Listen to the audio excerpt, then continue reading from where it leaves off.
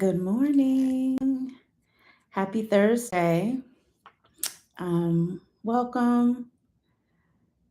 My name is Clarissa Crawford. I am the CEO and founder of Crawford and Co. Creative. We are a strategic advisory boutique company, and we support organizations and institutions that serve and partner with artists. So this morning, I'm feeling good. I got up, did my jam, had my morning routine. I slept in a little this morning. I mean, it's now 10 o'clock, a few minutes after 10. And I slept in this morning, so I got my morning thing started a little later than I typically would want to, but it's fine because I needed the rest and I feel good. Had my devotional time, went to the gym, I've showered, and now I am here. And this morning I was thinking about I've been thinking about a couple of things. I'm always thinking. Um, I am just always in my head. But this morning I was thinking about as I feel like I say this like every live. I'm in this phase of building, but it's true. I am building a business. I'm building this consultancy. I'm building this company, and I am thankful to have clients to serve right now. And as I am building, I am also actively documenting and doing my best to think about um, I guess the best way to put it is like the SOPs, the standing operating procedures for the work, because I do have a framework that guides the service that I offer to clients. And as I am building that out, I'm always thinking about and reflecting on, okay, like what am I doing here? Because so much of the work that I am doing right now, I've been doing, right? Like even before this company and before I decided to like formalize it in the way that I am right now, even through this framework. I'm taking skill sets that I have been utilizing in various roles that I've had before, and I'm using them to be able to help me to serve the clients that I believe I'm uniquely qualified and experienced to be able to support. And I'm always thinking about, okay, like how do I say, how am I talking about how am I introducing, even in like this context here, right? Like, how am I introducing this company? And it's it's a funny thing because while you're building it and you also need to be actively talking about it because to get business, you need to tell people you have a business. And so while you're building it and you're trying to find the language to explain to folks what you do, there are guidelines and rules, so to speak, around like how you present that information to people, how you talk about like your elevator pitch or whatnot. And I was thinking about that because I feel like um, as I'm going through different engagements, it feels like that language is always shifting. And the fact of the matter is that, like, it is. I will have an aha during a client process or engagement, and I'm like, I'm doing this. Oh, I am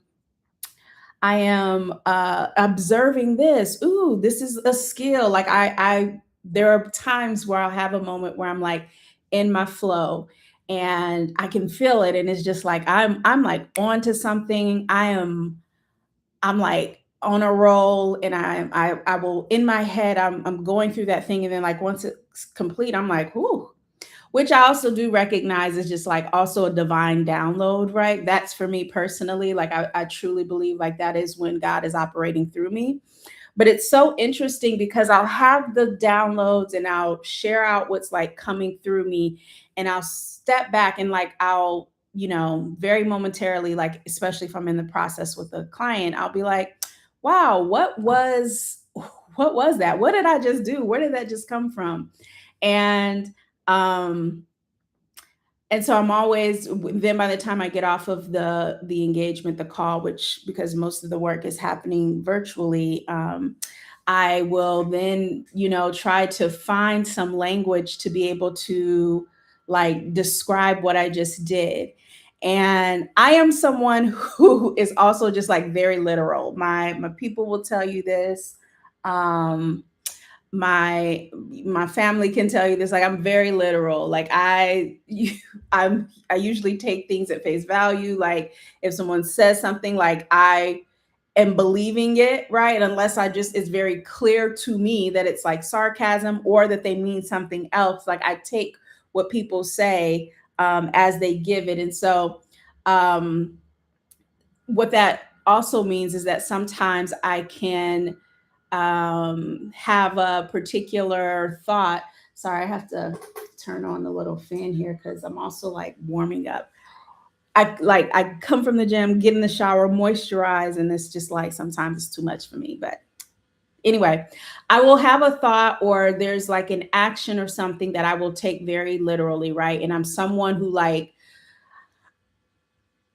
for instance, I'm trying to think around how to describe this. I have worked at organizations that had a particular vision or mission statement. I am the one who will come in and who will think like, okay, this is what we say we're doing, what we say we're about. I take that very literally, right? And so like so much of the work that I lead is like I'm always like looking back at that and making sure that I'm in alignment. And that could be a great thing, except for when you have an organization or a client or someone that you're working with who just has that up there as filler language, right? And they don't mean it. I'm the one who will be like, like integrity is a very big thing to me. And so I say that to say there can be times where I will have language that I have put out around what it is that I'm doing, how I am serving clients, and I will have ahas and I'll come out of a process and I'm like, hmm, is this language still aligned with what I said it is that I do? And a lot of times it is, right? Most of the times it is. It's just that, like, it's a different way to say it or it's a different way to position it. And what'll happen is that, like, I can think about that, I can see that and recognize it. And sometimes I'll be like, oh, maybe I'm not, am I still in alignment with what I said I do, how I'm servicing clients? And this morning I was just thinking about the fact that, like, the language that you use, the language that I use to talk about my work will shift, especially depending on the audience. And this may feel like a obvious duh to many people, but I do just need to say it out loud because I have to remind myself because I also know this too. But it's very interesting because like as I'm in this process of building, I have to just also come back to the things that I know, these little reminders, so that I can just be encouraged in particular ways. But the way that you talk about your business, the way that you talk about your service, the way that you talk about who it is that you serve will shift depending on where you are, like what space you are in, what moment you're in, like who the audience is that you're talking to. And I think at the core of that, it's fine, right? Like, especially if at the core of it, it is still aligned with what you know your skill set and the results are that you are able to provide clients. But I think what I'm ultimately is just like giving myself permission and like giving someone else permission to know and to understand is that like that language will shift, that language will evolve, that language will become quicker and easier for you to articulate depending on where you are in your business process, your business building process.